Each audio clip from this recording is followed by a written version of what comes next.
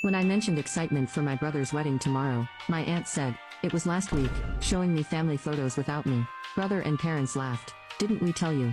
A month later, when they rang me about stopped renovation payments, I simply replied, "Didn't I tell you?" Update 4. About 3 months after evicting my parents, it happened. It was a September day, touched with the first hint of autumn. I got a call from reception at my office. "Samantha, there's someone here to see you." They said their name is Anderson. My chest tightened. The restraining order was still in place, but as long as they remained in the lobby of the office building, they weren't technically violating it. I took a deep breath. "I'll be down in 5 minutes." When I got to the lobby, I saw them. My parents looked older, especially my father. His shoulders were hunched. New deep lines had carved into my mother's face. They wore cheap clothes. I noticed a hole in one of my father's shoes.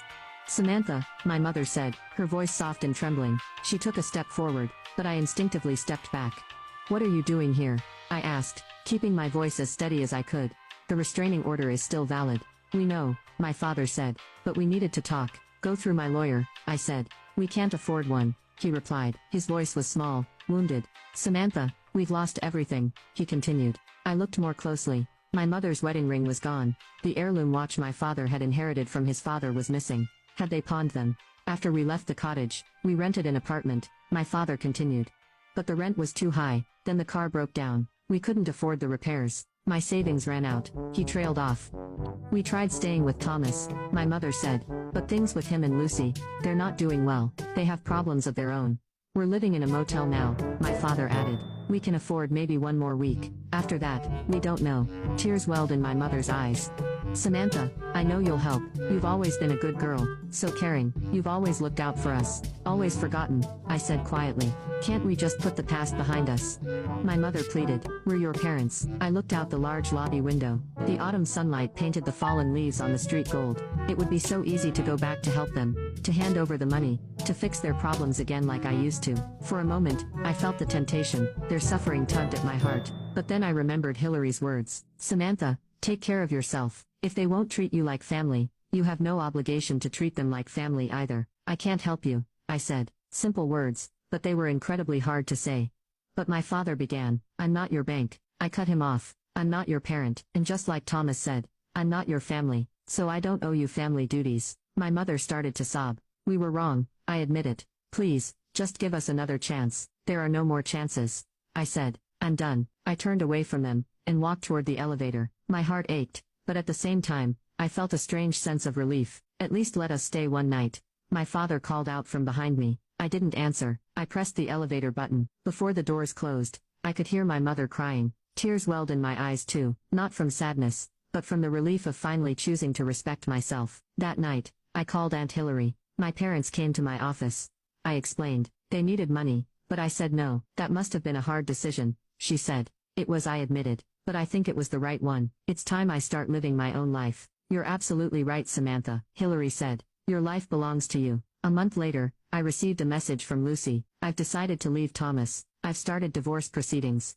She wrote, "After seeing how he treated you, and watching how he handled things when your parents were in trouble, I finally saw who he really was." "That must be so hard," I replied, surprised by the wave of sympathy I felt for her. "He's changed completely. Ever since I brought up divorce, he's been spiraling. He stopped going to work. He's been drinking too much. He got fired last week." I looked out the window, torn inside. "Samantha, let me say this. We were wrong about the wedding, about cutting you out. I followed Thomas, but it was a mistake." After reading her message, I sat for a long time. I didn't feel joy or satisfaction at what my brother was going through. Instead, there was a strange emptiness. He was now facing the consequences of his choices, just like I had for so many years. That evening, I passed by Thomas's apartment. The windows were dark. Mail was overflowing from the box. I paused for a moment. I wondered if I should knock. Was there something I needed to say, some help I should offer? But I kept walking. His pain wasn't mine to carry. It was time for him to learn everyone must take responsibility for their actions. As autumn turned into winter,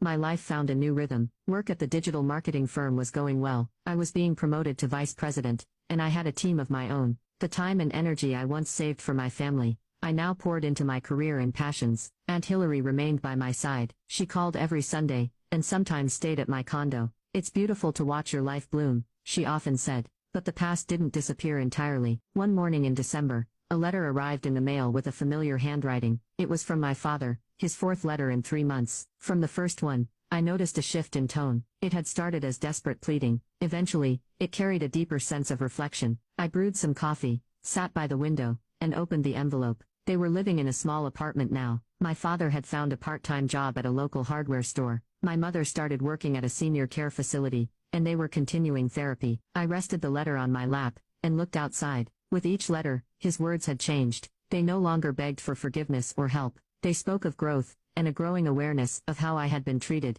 and how wrong it had all been. Therapy seemed to be helping him. He was starting to understand the depth of what I'd endured. Still, I hadn't replied to any of his letters. That night, Aunt Hillary called me. "Your father phoned me yesterday. He's changing, Samantha." "Truly, I believe that," I said, "but it's still too soon for reconciliation." "Of course," she replied. "Everything has its season. Right now, this is your season. You get to decide whether they have a place in your life again." We talked for a while longer, and she promised to come over for dinner next week. After we hung up, I stood by the window again. The city lights glowed softly through the snow. Life is strange. A year ago, I would have done anything to be accepted by my family. I had tied my worth to their approval, but now, I see things differently. My value lives within me. I have learned to love, respect, and protect myself. Maybe the day will come when I reconcile with my father, maybe with the family, but if it happens, it will be on equal terms. I will never let them define my worth again, and I will never be invisible again.